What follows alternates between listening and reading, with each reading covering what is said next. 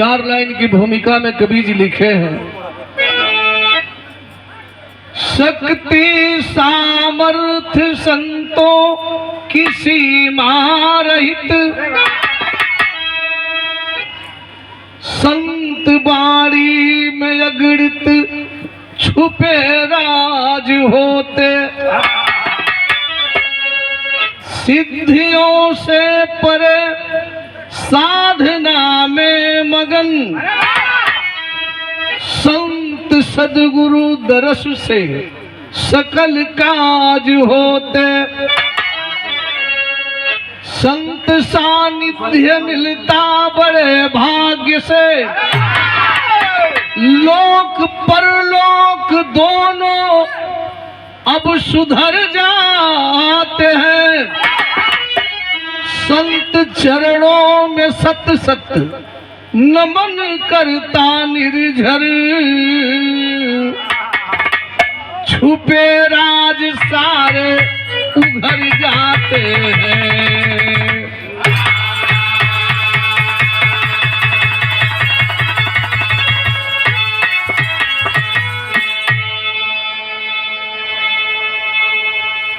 पहलवान भाई, नजरबाज को नजरबाज से, अरे नजरबाज को नजरबाज से नजर मिलाते नजर को देखा,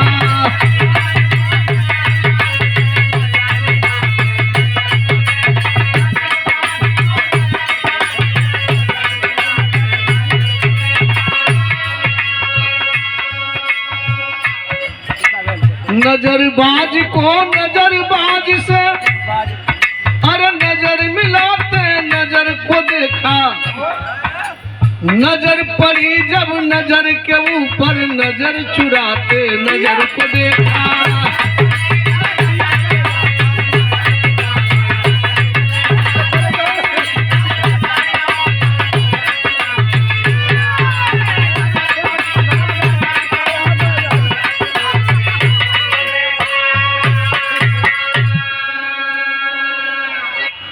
बिरहा के लाइन में कवि जी का लिखल है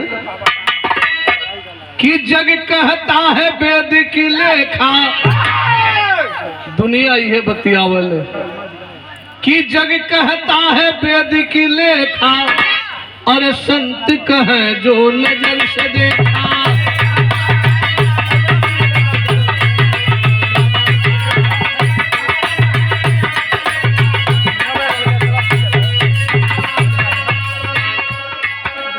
जग कहता है वेद की लेखा, संत कहे जो नजर से देखा, और सृष्टि सृजन से प्रलय काल तक, सृष्टि सृजन से प्रलय काल तक महाकाल को नजर से देखा,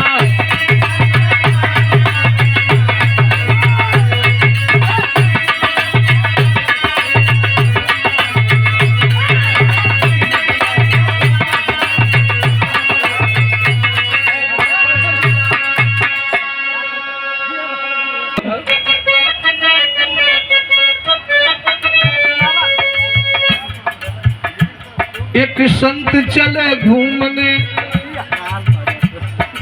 बिल्कुल भोर की बेला है, ब्रह्म मुहूर्त की बेला में संत जी चल दिए। एक संत चले घूमने, था साथ उनके चेला, लख मुस्लिमों की बस्ती गुरु ने किया झमेला। चेलवा से कहना कि बेटा एजा का माहौल बतावत था कि मुस्लिम बाहुल्य गांव बा, कई ठे मस्जिद लौकत है, अजान लोग करत हुआ, एक ठे काम कर, गुरुवर से बोल, चेला से बोले गुरुवर जा शोर मचाओ, चेला से बोले गुरुवर जा शोर मचाओ, रंग दे शराब मुसल्ला चहुओर सुनाओ,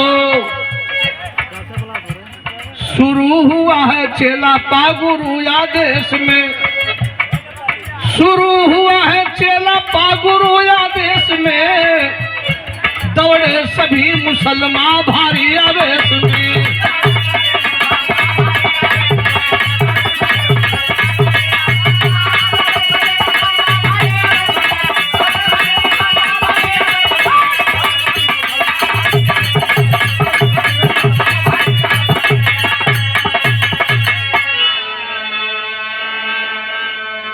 भोर भोर के बेला में महाराज जी काम बढ़ा दल, चेलवा से कहलन कि एक काम कर, सोझे गलिया धैले जो आ जितना तेज भगी है उतने तेज चिलई है कि रंग दे शराबे मुसल्ला। चेला आस्थावान रहल, एकर माने मतलब नहीं जानत रहे। अनव गुरु जी से पूछे गए, गांव के गली धै के दौड़ल चिल्लात हो कि रंग दे शराबे मुसल्ला, रंग दे शराबे मुसल्ला, रंग दे शराबे मुसल्ला। पूरा गाँव में खड़बड़ा गए कि कौन पागल बनल है। आवेश में लोग भर गईले, वो लड़का के पीछे लग गईले। कवि जी लिखत हो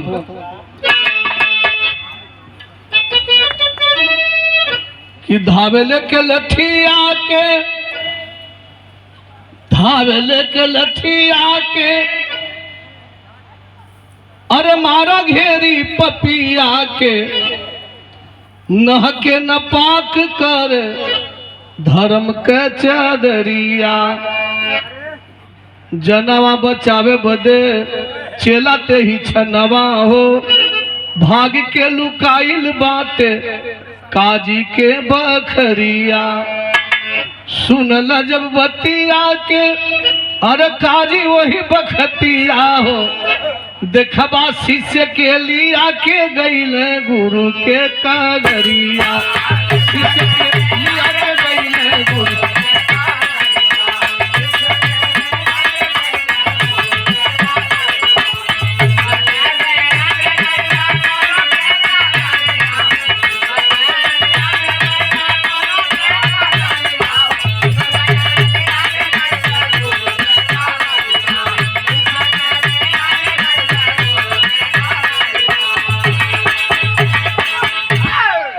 दोनों तरफ से वह बच्चा के लोग घेर ले,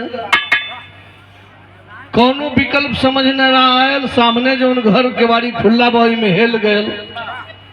संजोग उस नगर के काजी साहब को मकान रहल, इज्जत लोग कैले लड़का के तो कुछ बोलल ना, लेकिन कहल कि देखा भाई काजी साहब ऐसे ऐसे लुल जलुल बकत हो कि रंग दे शराबे मुसल्ला।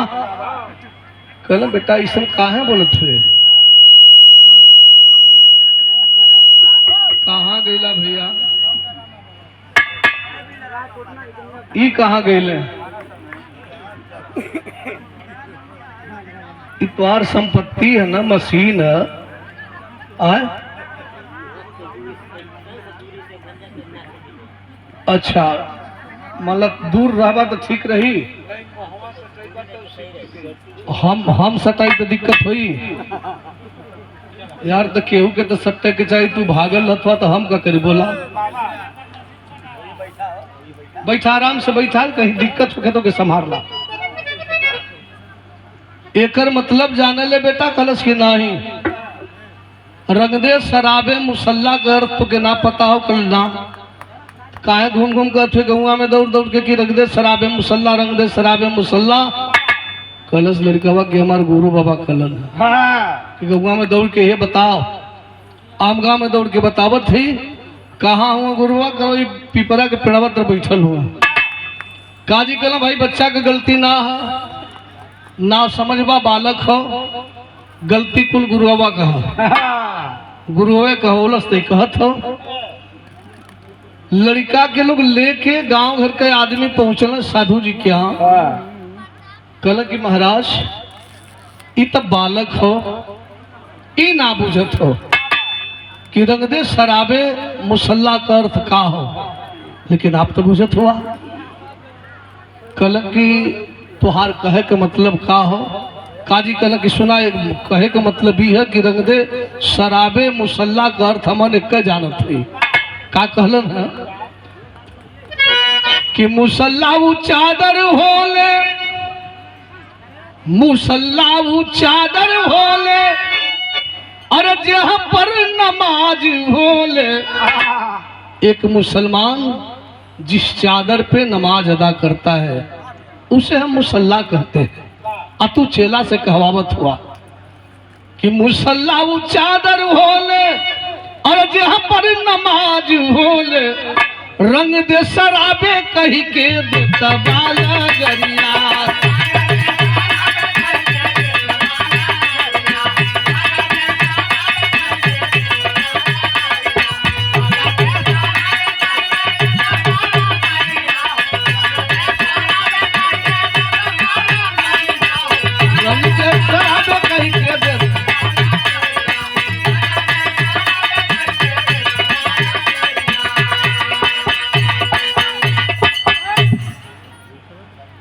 साधु जी कहलन भाई रंग दे शराबे कह के हम कौन गुनाह कर देली?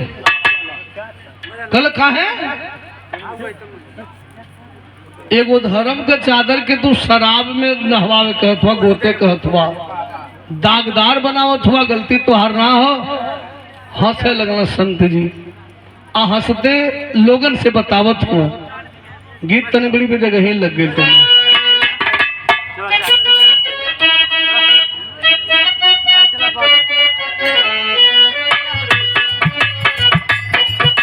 गीत का लाइन बा, छत छत चूड़ी आ तोरला हमर नरम कलैया मरोड़ के मनबय राजा जी।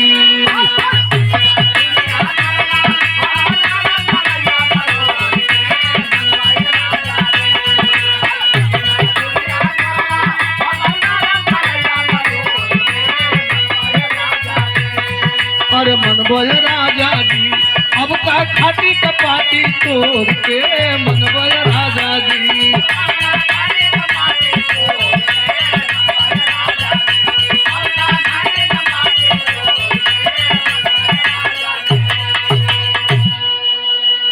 यही धुन के स्वरबद्धता में संत जी गांव के लोगन के समझावत हो कि सत सत बतिया कहली गतिया काल कहल खाई के जनलन काजी जी।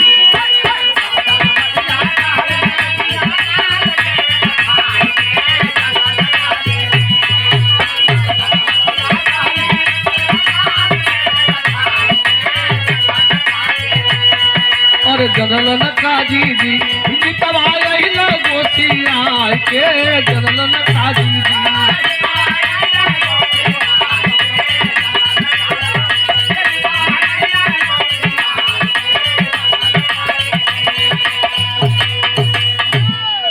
एक बात जाना भाई, काजी हो गुस्सा मत हो, बात में फकीरवन के राज होला भारी।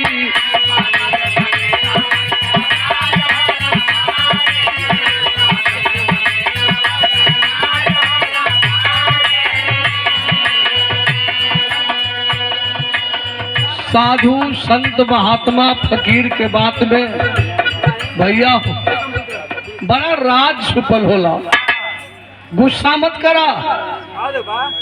काजी जी कल के छात ठीक है समझावत हुआ, हमके सोच सोच बतावा कि रंग दे शराबे मुसल्ला में कौन राज है, एमा कौन राज है। संत जी कहल कि राज के जनबा कल हाँ कल वो काम करा, ये राज के जाने के है तो तनी से कष्ट उठाला कि बात में फकीरवन के अरे राज होला भारी। चल जा शहर में सरला बाई के अटारी।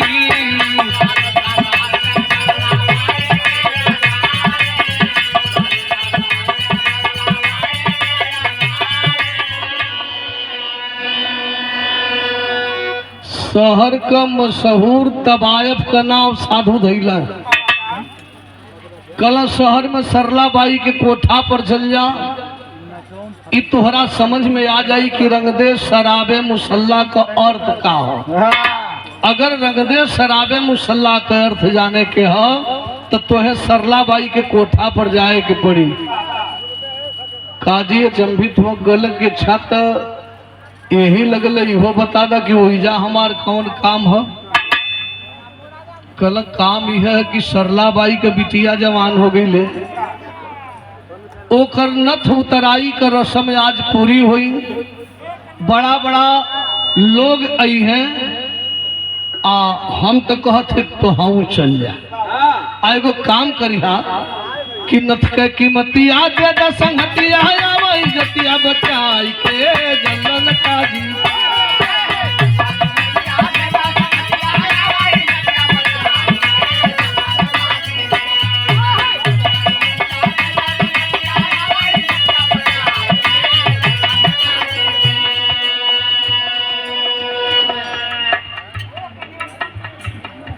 दो गो है भैया हमारे कहना कि दोनों पढ़ पढ़ के बता दा। तो Sandeep Yadav AC non AC गाड़ी उपलब्ध है आपके पास। गाड़ी में ऑक्सीजन भी उपलब्ध है। एगो तो हो गया और दूसर का भैया लिखले हो चल कोठा पर दोहों गाहक बन जा। भड़क गई काजी कहला के रे मर्दवा तू संत हुआ कि लंठ हुआ।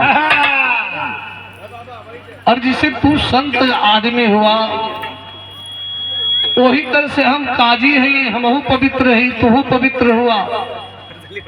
कोठा पर हम की भेजत हुआ नथ की कीमत अदा करे खातिर। कल भाई देखो हम तो के ही समझावल चाहतनी कि रंगदे शराबे मुसल्ला का अर्थ का होला। का चाहत हुआ कल की ग्राहक बना और सरला बाई के बिटिवा के तू खरीद ला, ठीक ना।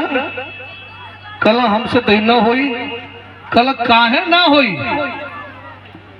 पहले दिल दिमाग से सवाल करा कि काहे ना होई। हमार लड़का सिर्फ इतने कल सकी रंगदे शराबे मुसल्ला। जवना चदरा पर दो लोग नमाज पढ़ला हो के शराब में रंगे के करलस तो दाग लग गई, गांव भर के आग लग गई। कुल जने हमारे लड़का के मारे बेले तैयार हो गई। हमें उठपटांग बोलत हुआ। तो सरला बाई की बिटिया का अगर नथ उतरी तो ओकरे दामन में दाग लगी। आज के बेटी है काल को बेस्या बनी। तो काजी साहब केहू का बेटी बेटी होले, चाहे वो तुहार बेटी होखे, हमार बेटी होखे, समाज का बेटी होखे या एक बेस्या कहीं बेटी होखे, लेकिन अब है वो बेटी है।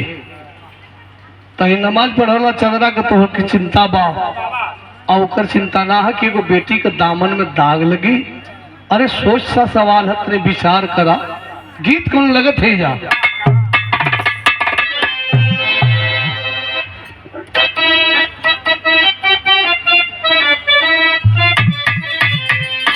वह गीत का लाइन बा कि अरे हमार पाए जे बरा जहीरा जड़ा दो।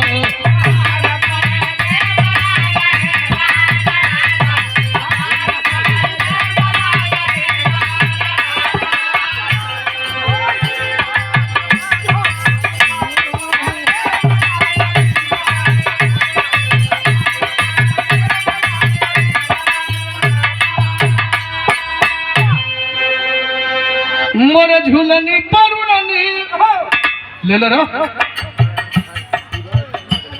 मोर झूलनी परुलनी जहाजिया गढ़ा द हमार पार जे बरा जहीरा जड़ा द।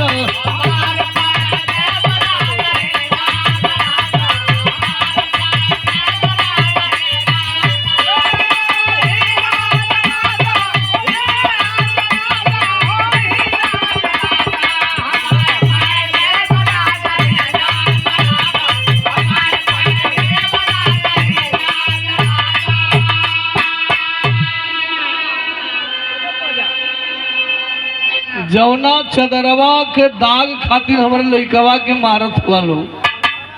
उल्टा सीधा बोलत हो, वो तो बड़ी छोटी सी बात है कि नपाक होई चादर धोवा जई है काजी।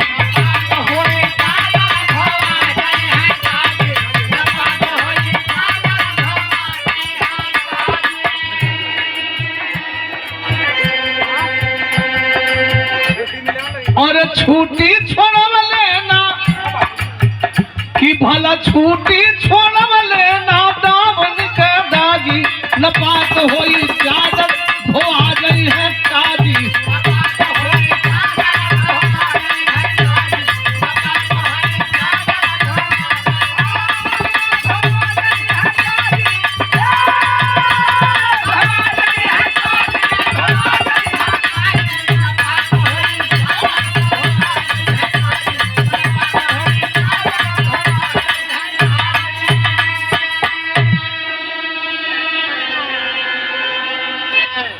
चदरा का दाग जमाना छोड़ाए लला काजी साहब, लेकिन एगो बेटी के दामन में दाग लग जाए ई ना छूटत कि चादर का दाग सारी दुनिया छोड़ावे।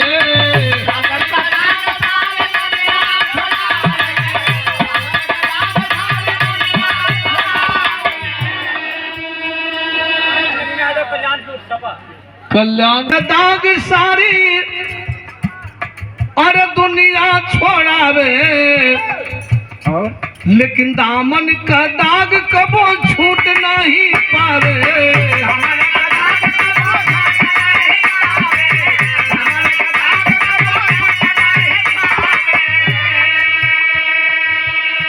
जब लागे भागिन के दामन में दागी, नपाक होई चादर धोआ गई है काजी।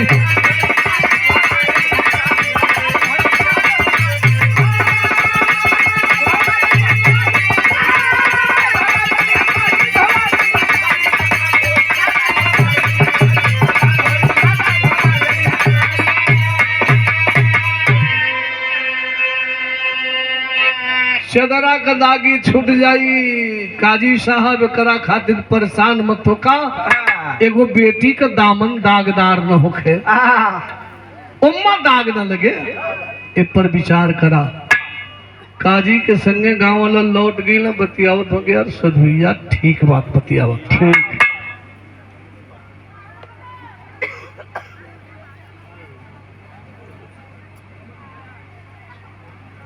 ये देखें सादर 100 रुपया के पुरस्कार उमेश भैया की ओर से। बहुत बहुत सा भाई के नमस्कार बा, मालिक बना के रखें, आप सबके प्रणाम हो। कल सधुइया ठीक कहत हो, चदरा में दाग लगी तो धोआ जाए, लेकिन बेटी के दामन में अगर दाग लग जाए, आंचर दागदार हो जाई तो जीवन भर खातिर कलंकी हो जाले। तब बेटी चाहे हमहन को होके चाहे एक बेस्या कहीं होके, बेटी तो बेटी है। तो ठीक है काजी जैता ना, कल यार कैसे जाई, गौवा वाल के सनकल देखबा के 1000 के 5000 के 2000 के 500 सब इकट्ठा कर लगल। कलश की जात तबायब के रुपया से काम न हो, रुपया मजे में लोग इकट्ठा कैले। काजी साहब गमछा में जिसे लड़का पहले दाना बांधे वही तरह के गठिया लेना चल रहे। कभी जी लिखत हुन कि सोचत विचारत चले है सारिया,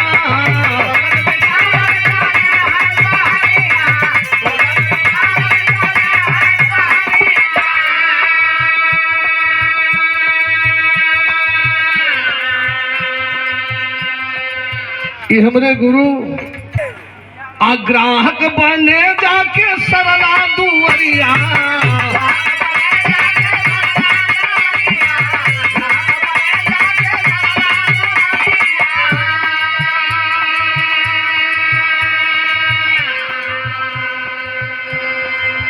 देखबा कीमत चुकवल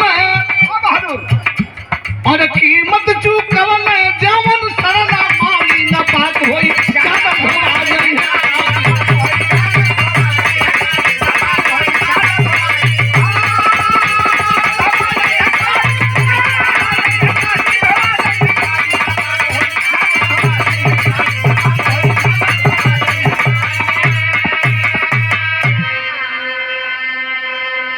बाबू लोग के प्रणाम बा।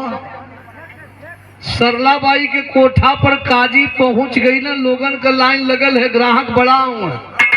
सरला बाई के बिटिया का नथ उतारे बदे काजी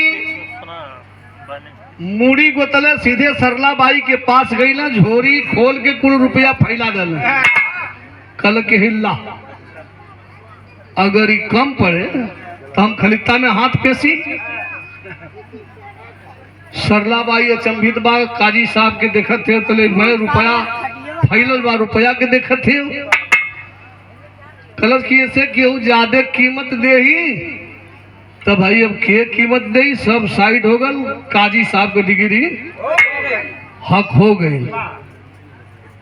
अच्छा तो जहां के जैसन रीत बा ओ काजी साहब के सजल सजावल कोठरी में ले जाके सरला बाई बैठा दे ले, और जमन कुछ सिस्टम होला कुल सजा के रख दे ले। काजी साहब प्रेम से बैठल हो, सोचत हूँ कि मालिक कब एकरे आगे क हुई।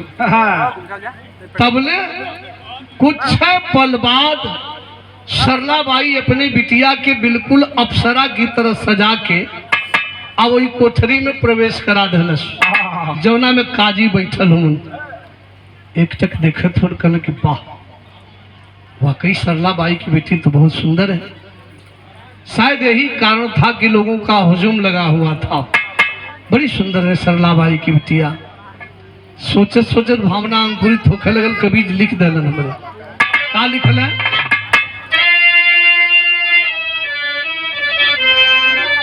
तन्नी से बजौनी उह गीत का लाइन है कि पियावा मिलल लल मुंगवा बोले के सपनावा नदी।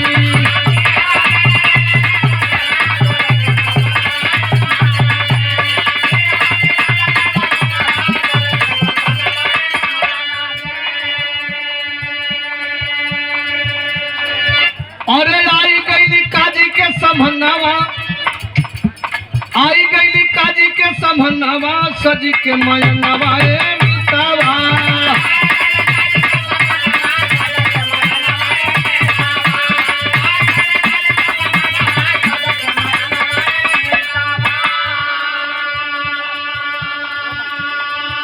और काजी निहार नाया घात बन जरिया,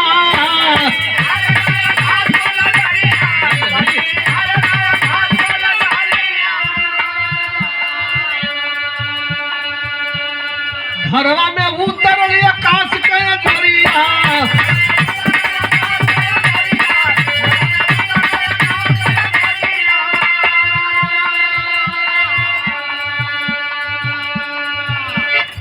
एक चीज विषम हो गई, बड़ी सुघर सरला बाई के बिटिया बा, खूब खुश हुए।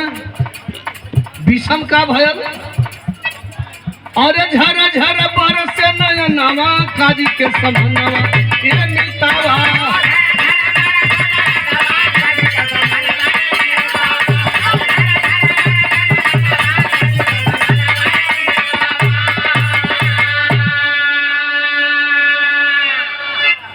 ओह बिटिया की जब नजर पर काजी साहब का निगाह गई तो का देखत हूँ कि सरला बाई का बेटी दोनों आंख से झरझर झरझर आंस गिरावत है, रोवत है। करेजा धक धक किलस काजी के कि एक तबायफ की लड़की है, ना समझ भी नहीं है, समझदार है। इसे तो पहले से मालूम होना चाहिए कि इसके साथ क्या कुछ होना है। आज ये आंख से बेतहासा आंसू गिरावत है, ना काजी से अड़ायल बोल पड़ल। का कहल है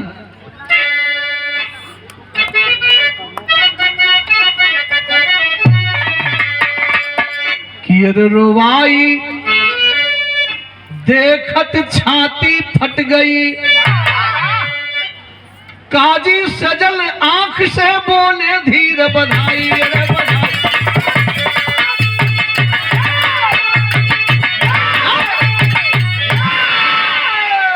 कहल कि काहे काहे कि काहे और कमल नयन से बातू सही है। काहे कमल नयन से बालू नीर बहाई बेटी।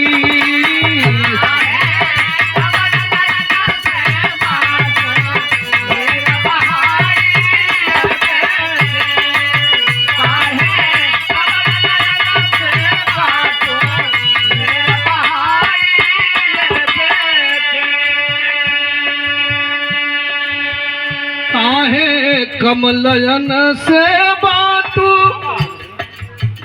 काहे कमल नयन से बाटू नीर बहाई ए बेटी। और आपन पीर ही कह देबू हमें बताई ए बेटी।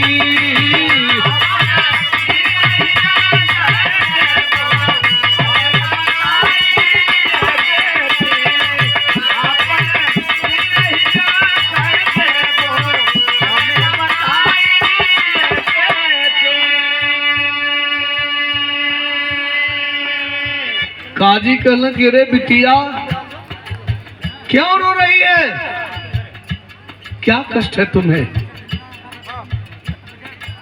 झलके बेटी शब्द में प्यार सरिता उमड़ल तोड़ किनार।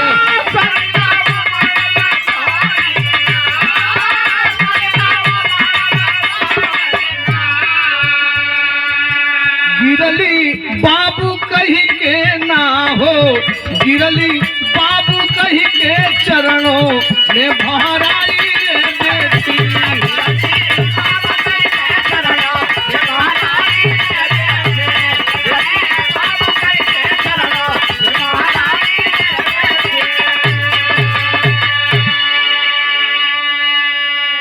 काजी साहब की बिटिया काहे रोवत थी बताओ। बड़ा पवित्र लगल काजी के मुंह से बेटी शब्द का उच्चारण। सरला बाई के बिटिया दौड़ल है, काजी के पैर पर गिर पड़ल। कल की बाबू जीवन हमार धन्य हो गल। आज हमारे नथ के उतराई का रस्म होता। आए कोठा पर एक ही रिश्ता बनेला स्त्री पुरुष के बीच में, लेकिन हम बड़ा भाग्यवान बानी, बड़ा सौभाग्यशाली बानी कि जे हमारे नथ का कीमत दहलस वो हमके बेटी कहत हो। आज हमके बेटी कह के तो हमारे जीवन के तार धला सरकार। भैया लोग तो धीरे धीरे प्रधान जी एक कमालू भैया धीरे धीरे तो जीवन हमार सार्थक हो गल सरकार। का पूछत हुआ पूछा कल की इतने पूछे थे बेटी के एगो तवायफ के बिटिया होके अत इतना अधीर होके काहे रोवत थे। वो लड़की बतावत थे की एक लाइन हमन कमाई बहन गावल सब मांगलिक बेला पर का गावली।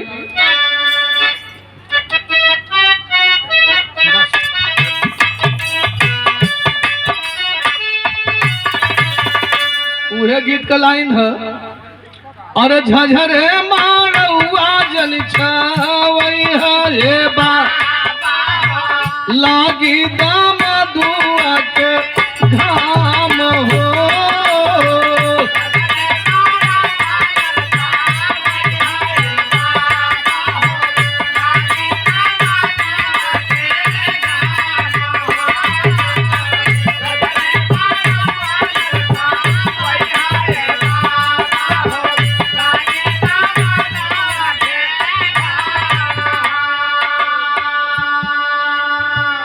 आधे मारौआ में नैहर के लो आधे में हमारो सु ये तरज हो बतावे शुरू किलन का बतावत है कि हम काहे रोवत है। बतावल चाहती तो बताओ काहे रोवत है, का कारण हो। लड़कियां रोवे के कारण बतौलो से कि ममता के मोल आज लिहली मतरिया हो, ममता के मोल आज लिहली होई गईला सौदा मार हो।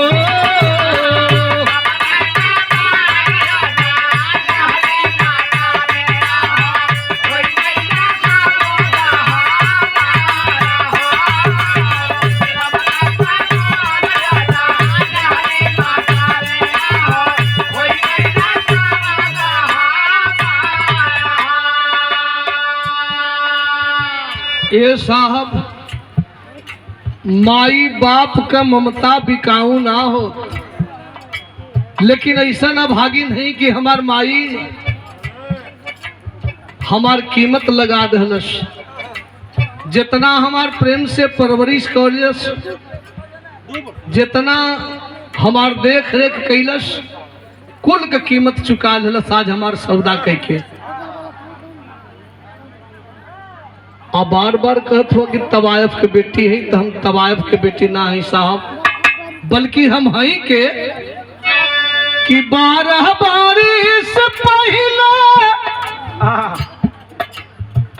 ऐसन भूलैली, अरे रुसल विधाता यही कोठवा पर अइली। सरला बाई खाली हमार परवरिश कैले है, जन्मदायिनी ना है हमार। छूट गईल बाबू छूटल माई के गोदी, होई गईली दुनिया यार हो।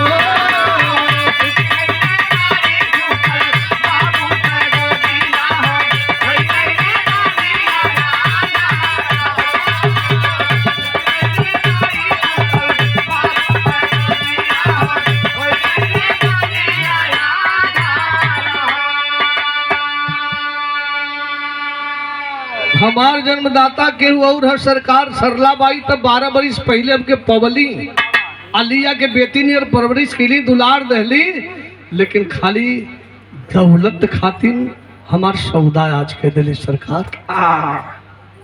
उनकर ममता लुटाए गए, ई हमार भाग्य बा। कहना कुल तो ठीक हो बेटा, लेकिन एक ठे बात बताओ। पोहपट लगा ला बिरहा में।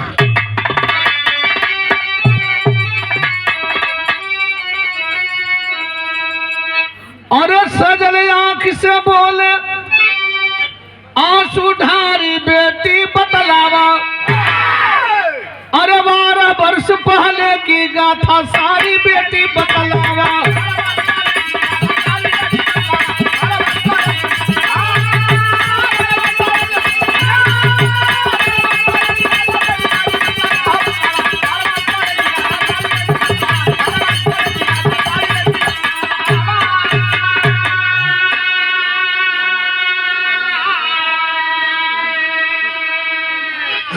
कवन पिता क्या नाम है तेरा, कहाँ की रहने वाली तू, कैसे अइलू कोठा ऊपर हमें बतावा हाली तू।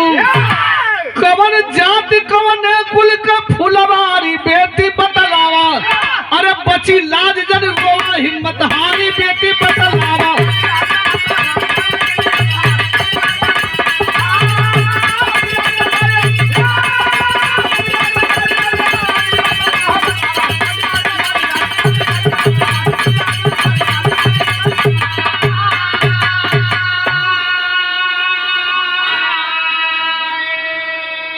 कलन की बिटिया अधीर न हो, सौदा तेरा हुआ है, सौदा करने वाला मैं हूं। आज तू बेटी है, कल भी तू बेटी रहेगी, वेश्या तुम्हें नहीं बनने दूंगा। सिर्फ इतना बता दे कि तेरा बाप कौन है, कहाँ की तू रहने वाली है, किस जात धर्म की है। एक ही साथ कई गो सवाल काजी कह देलन। आल्हा में कवि जी इशारा करते हैं,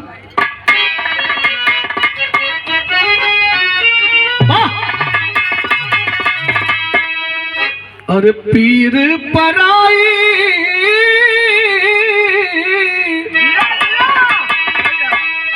पीर पराई बड़ी थोर लागे जग में बाबू।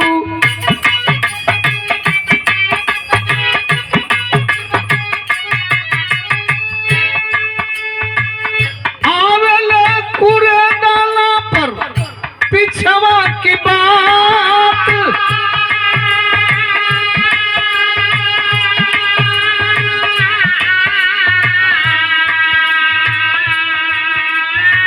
नाही बालपन का हमरे नाम याद आवे बाबू।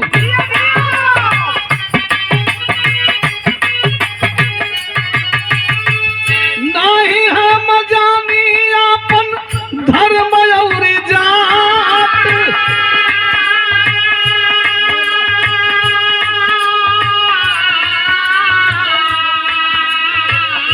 सोचला पर कपो कपो याद यतन आवे साहब।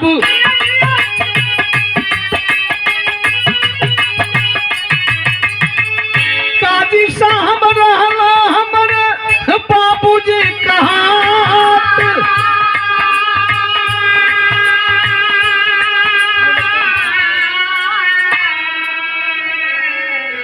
कौन धर्म कही हमार का नाव रहल बाबू कुछ ना याद हो। कब्बो दिमाग में आवाला कि शायद हमारे बाप के समाज के लोग काजी साहब कहत हलन। अगर ये बात सत्य हुई तो हम एगो मुसलमान के बेटी है, लेकिन कवने गांव कहीं हमार का ना हो कुछ ना मालूम हो। कल काजी की इच्छा तय अपने बाप से अपने परिवार से कैसे बिछड़ गिरी कुछ मालूम हो। कलश की हाँ साहब कुछ कुछ हमरे याद हो। सादर ले ले बेटा।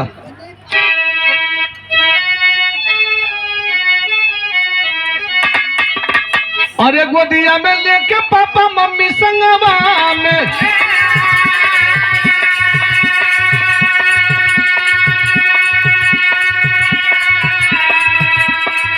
अब मेला देखावे जाता रहला हर साथ।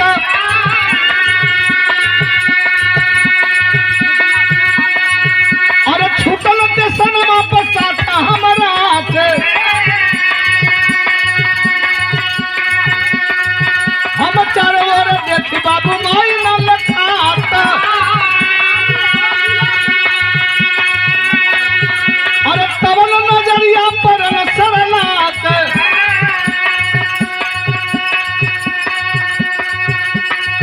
अरे गोद में उठौनी पाके सुंदर सवगात।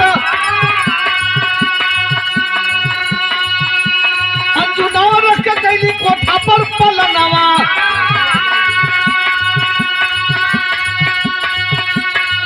अब कीमत चुकवली रवनी आज वाली रात।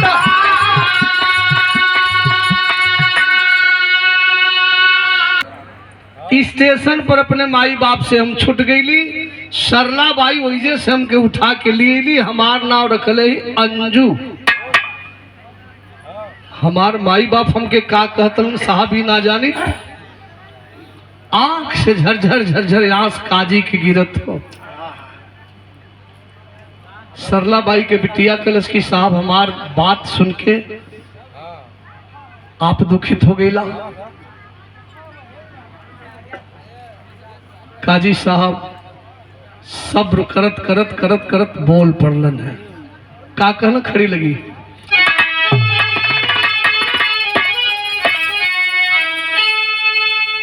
अरे खुदा की रहमत छूटल मोर फुलवारी बिटिया। तो हमर कुलवा का बारू तू दुलारी बिटिया।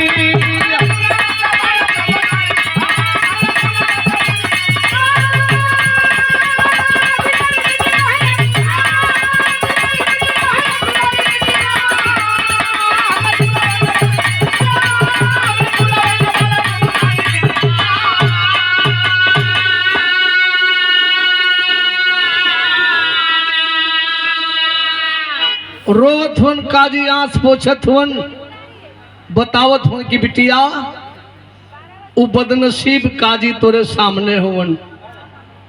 हमरे तय बेटी है लखनऊ उर्स के मेला में लेके तो के दोनों प्राणी हमने जात रहली। चलते गईली लखनऊ उर्स के मेला में, लेकिन लौटानी में गाड़ी में इतना भीड़ रहल, एक दरवाजा से हम चढ़ली, दूसर के दरवाजे से तोर मम्मी सोचलस कि तय हमारे संगे है, आ हम सोचली कि तय अपने मम्मी के संगे है। हम दोनों प्राणी कैसों भीड़ भक्कड़ में चढ़ गई, तय प्लेटफार्म पर छुट गई। बड़ा प्रयास के लिए बिटिया, बहुत प्रयास के लिए हम दोनों प्राणी, लेकिन तुके फिर ना पौली। तोर नाम हमने नूर जहां रखले रहली, तो के नूर कह के बुलावल जाए। मालिक की मर्जी, तो के खोजत खोजत हई छाती तक पत्थर हो गई, झेल लेली, लेकिन तोर मतारी ये सदमा के बर्दाश्त ना कलस बेटा, तोरे वियोग में संसार के छोड़ देलस। आज मालिक के हालात में तो के मिलवले हुन। इतना सुनत सुनत अंजू और नूर जहां के हौसला पस्त भैल, दौड़ के लिपट गई लता की तरह। कवि जी लिखत हुन कि लता के समान अंजू गई लिपटाई, देखबा काजीरों में बिटिया के गरावा लगाई।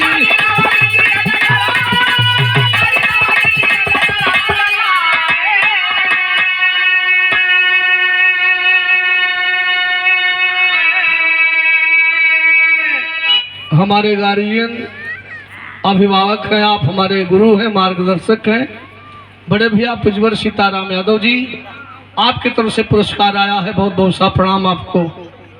लता के समान अंजू गईली लिपटाई, काजी रोए बिटिया के गरबा लगाई। सरलाबाई निरखेले दुआरी बिटिया, सरलाबाई दुआरी पर खड़ा हो कि एक तक की नजारा देखते कि मुलबिया का करत हो, नथ का कीमत दिले हो, इ पागल की तरह दोनों रोवत हो। मैं काजी समझौलन कल की इच्छा, चल चल बेटा हम चलते हैं।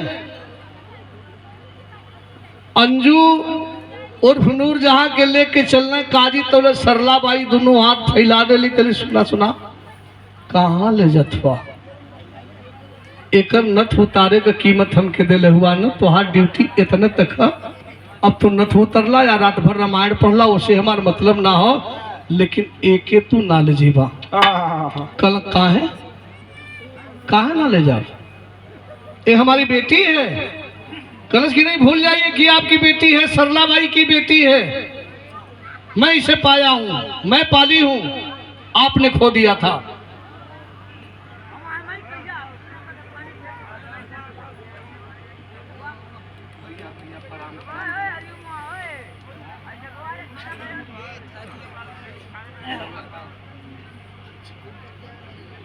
ये देखें भाभी दुल्हे राजा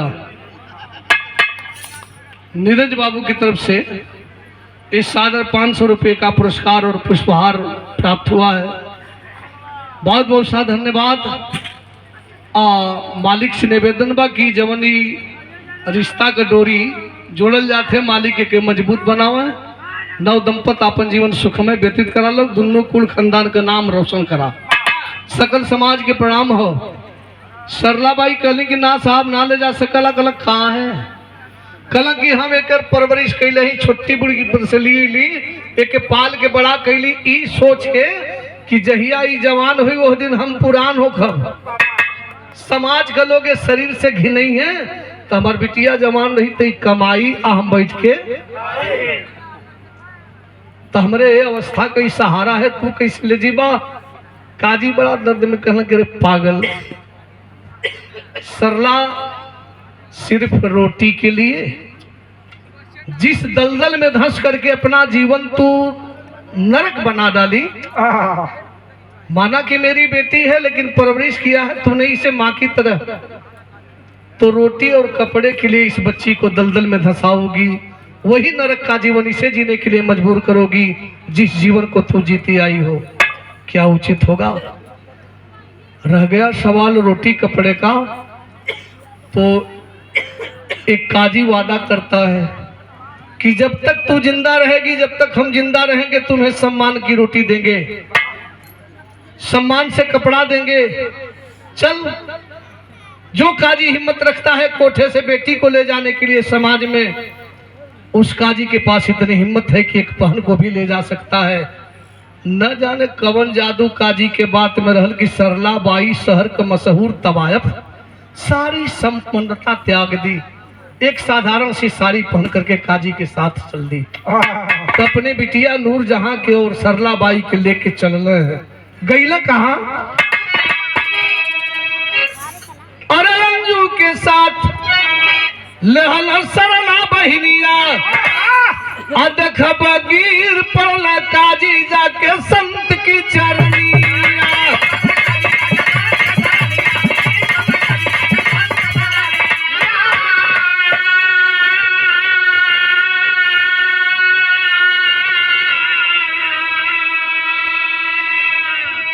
जाके संत के चरण पर गिर पड़े काजी साहब।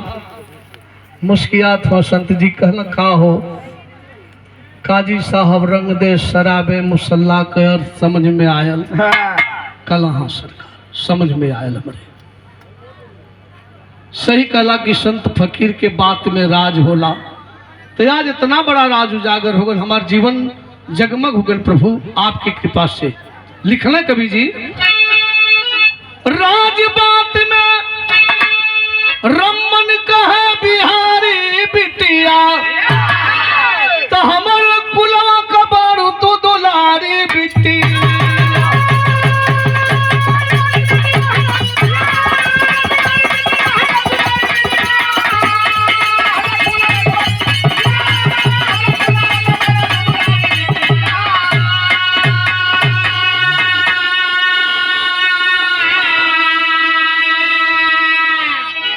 गुरु बलदेव, गुरु श्याम नारायण जन्नत गए नदान, सीताराम गुरु चरणों में बैठे लगाते ध्यान।